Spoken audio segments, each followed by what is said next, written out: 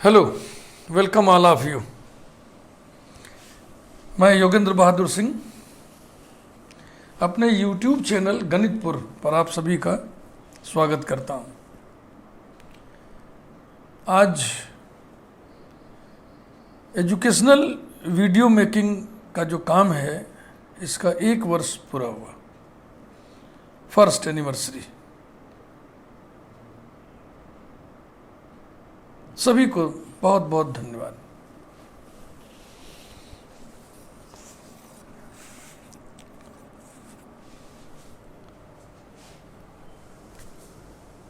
In 1 year from 11th September 2020 to 10th September 2021, 777 videos are uploaded।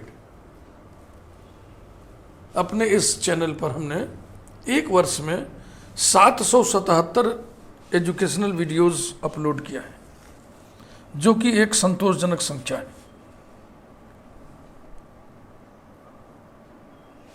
Second year में अपने इस काम के दूसरे वर्ष में इससे कम वीडियोस अपलोड नहीं होगा, ऐसा मुझे लगता है।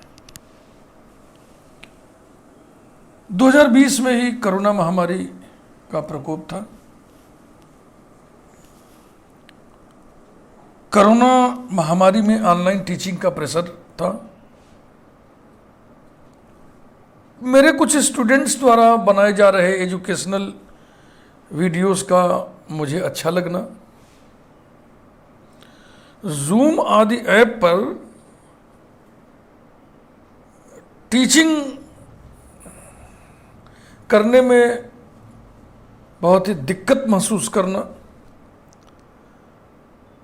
ऐप के साथ टेक्निकल तालमेल का अभाव, ये सब कारण थे मेरे द्वारा वीडियो मेकिंग का काम शुरू करने के। समझ रहे हैं ना आप?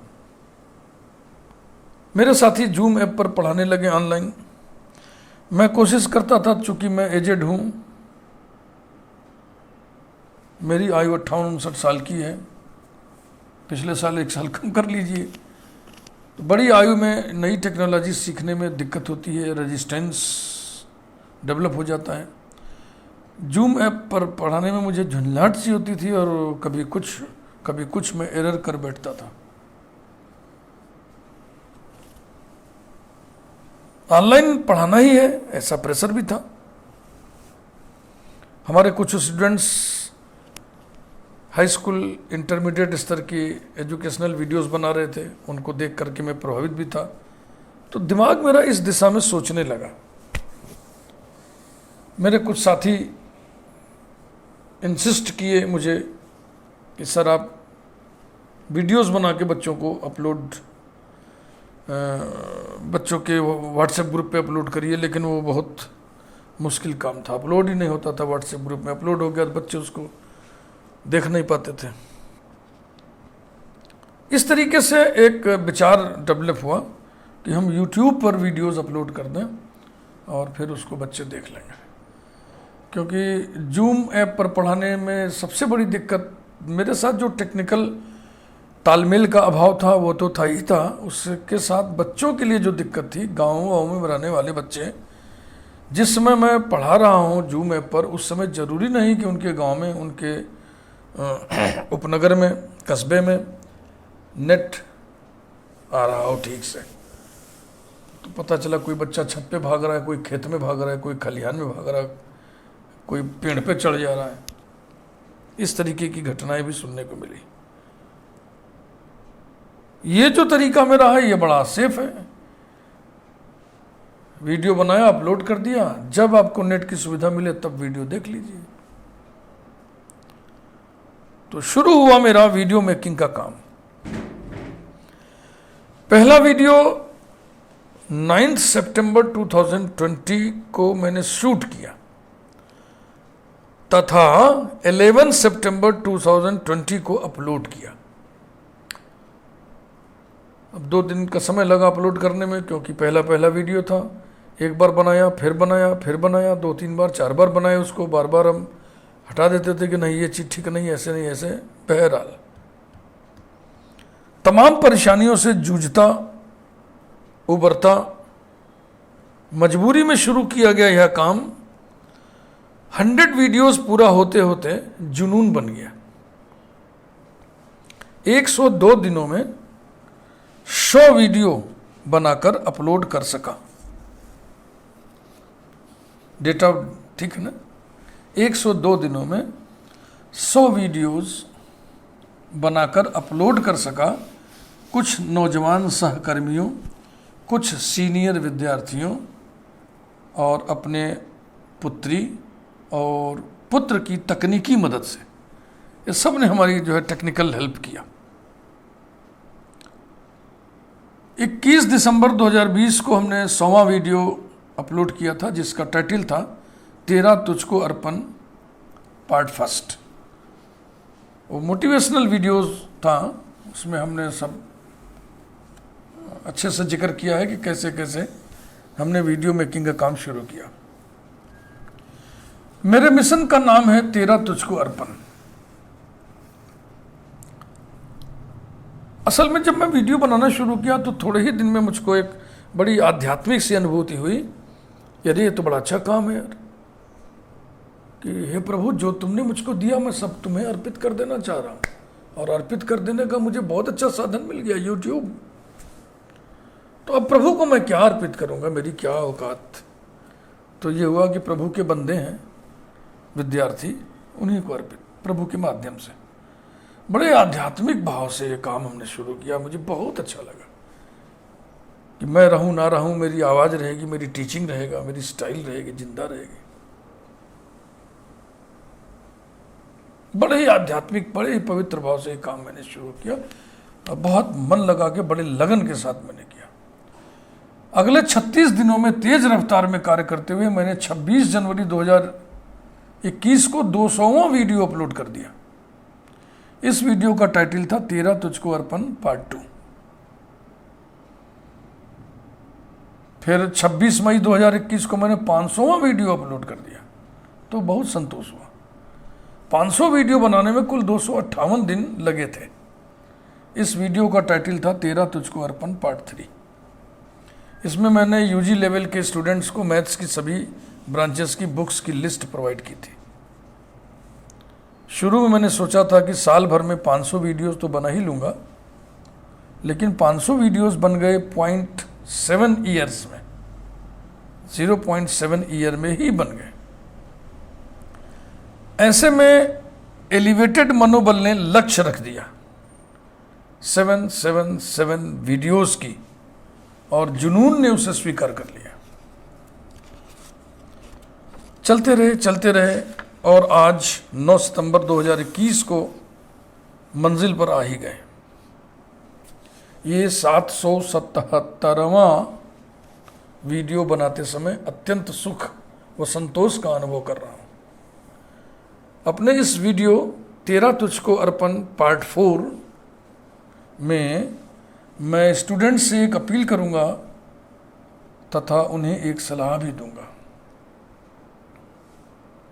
हाँ, वीडियो में कुछ स्टूडेंट्स को देने लायक कंटेंट भी होना चाहिए, सिर्फ मैं अपनी गतिविधियों का ही खाका नहीं प्रस्तुत कर रहा हूँ। अपील ये है कि वीडियो बनाते समय एरर की संभावना थोड़ी ही सही, को नकारा नहीं जा सकता। कहीं कुछ असंबद्ध बोल जाना, कहीं कुछ असंबद्ध लिख जाना, ये नॉर्मल सी बात है। हाँ, ये एरर्स ऐसे मिलेंगे जिन्हें स्टूडेंट्स बखूबी पकड़ सकते हैं और रिमूव भी कर सकते हैं। बहुत छोटे मोटे एरर है। हाँ, लिखते समय कहीं ग्रामर का मिस्टेक हो जाए या कहीं मान लीजिए 3 की जगह 2 लिख उठा है, तो आपको लगेगा कि ये एरर है। जैसे बुक्स में एरर होता है, प्रिंटिंग मिस्टेक्स होता है, टाइपिंग एरर, प्रूफ रीडिंग का एरर होता है, वैसे लिखने में भी कहीं कहीं हल्के फुल्के एरर आ जाते हैं। उस एरर से आप परेशान नहीं होएगा, वो आप पकड़ लेंगे। और अगर कहीं ब्लंडर मिल गया, बहुत बड़ी गलती मिल गई, तो ऐसे में मैं वीडियो को हटा देता हूँ और फिर से रीशूट करके वीडियो फिर लगा देता हूँ। ऐसा मैंने 3-4 वीडियो उसके साथ किया। लेकिन अब बहुत मामूली एरर है तो उसको हम नहीं परेशान होंगे, वो हम समझ लेंगे कि स्टूडेंट हमारा समझ लेगा। ये भी योजना है कि अगर प्लेलिस्ट के कई वीडियोस में छोटे छोटे ही सही एरर्स हैं तो मैं लास्ट में एक वीडियो लगा दूंगा एरर करेक्शन का, लेकिन अभी ऐसा कुछ रिपोर्टिंग खास हुई नहीं।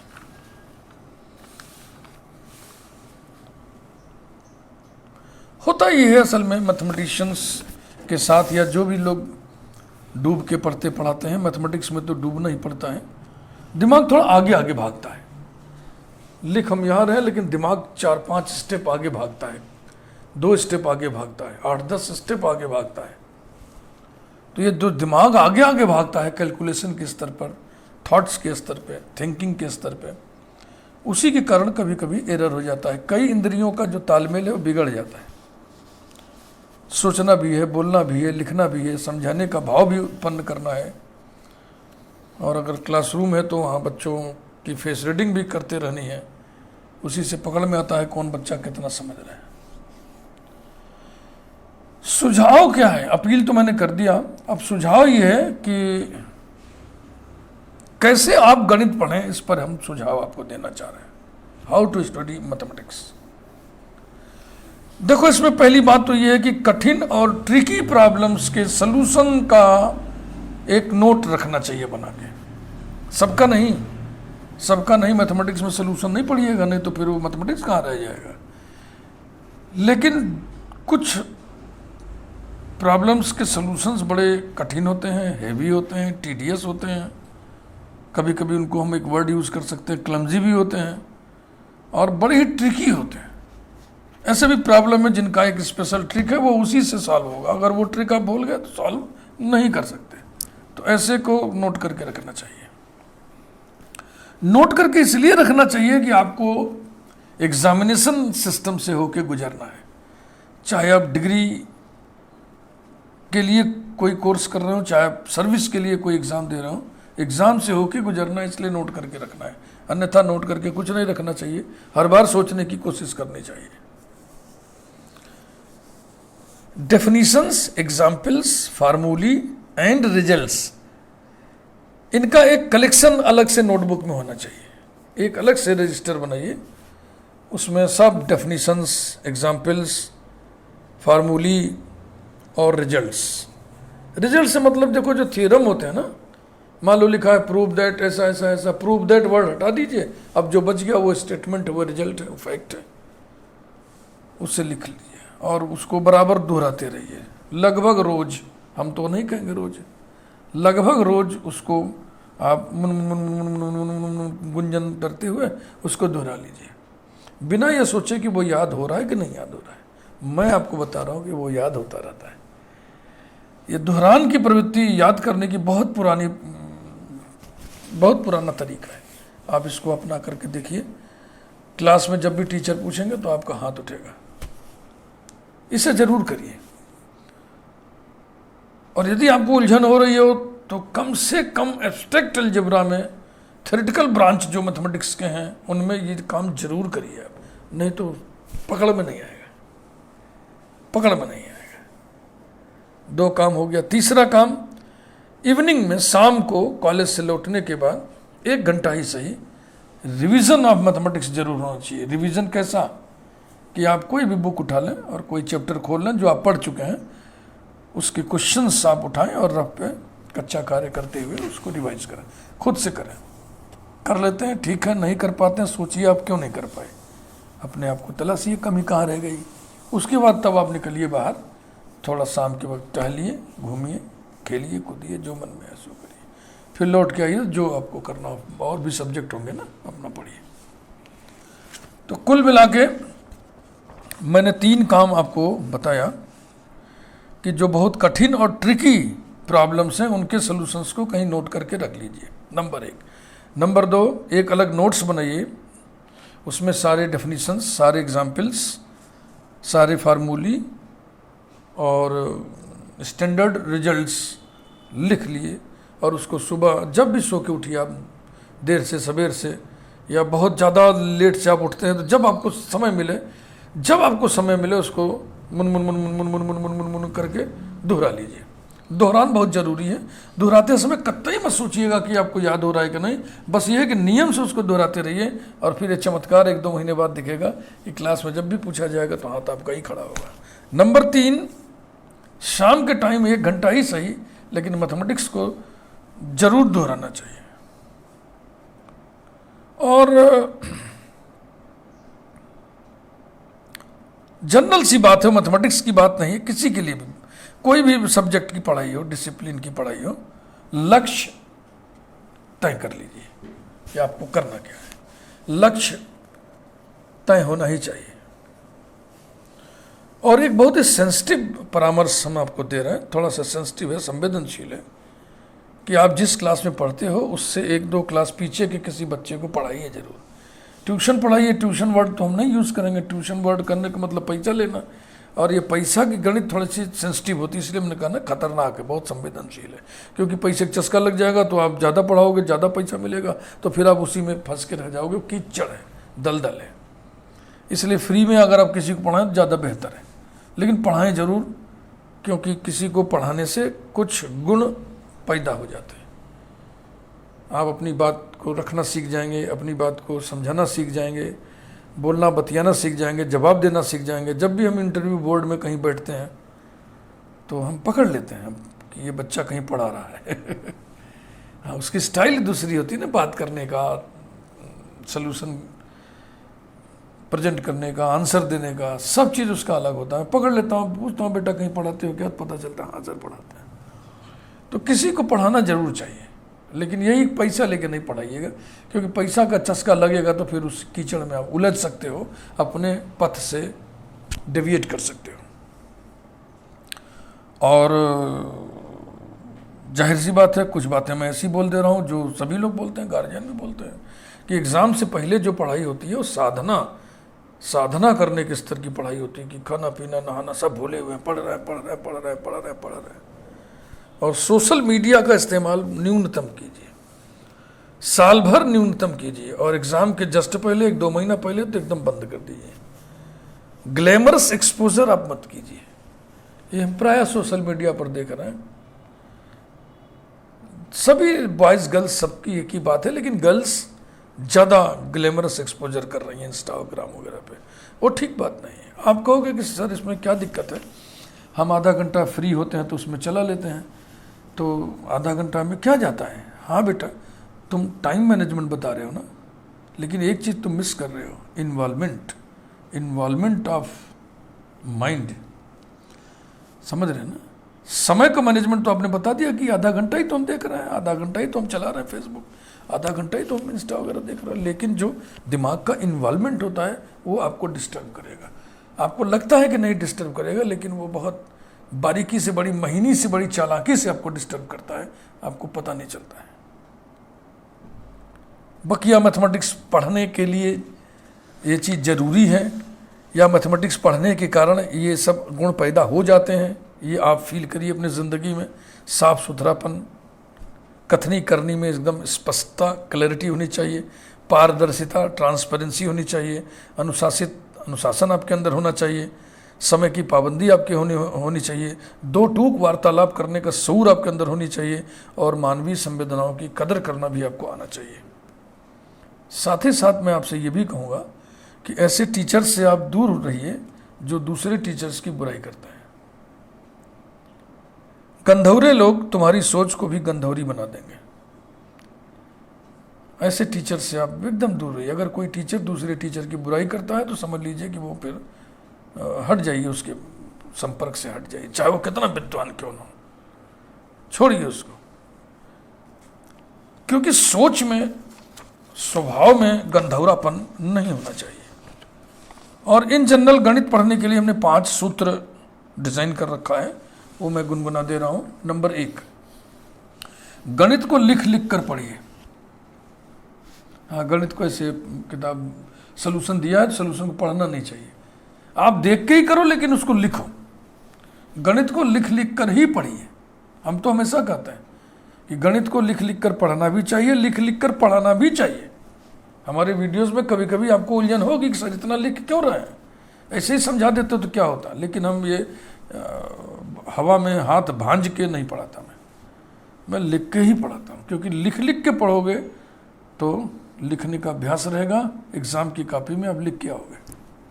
नंबर 2, साफ सुंदर तथा मीनिंगफुल, अर्थपूर्ण लेखन का अभ्यास कीजिए। गणित में इसका बड़ा महत्व है।